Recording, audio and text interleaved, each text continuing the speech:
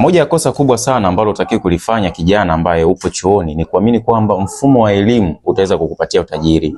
Uhalisia ni kwamba watu wengi ambao wameweza kufanikiwa huku duniani ni wale ambao waliweza kutumia elimu au waliweza kutumia chuo kama daraja, lakini sio elimu yao ya darasani kuweza kuwapatia utajiri.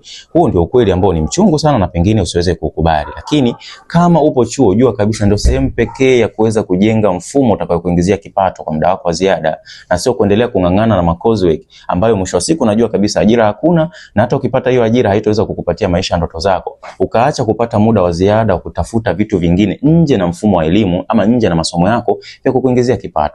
Usije ukafanya mistake ya namna hiyo.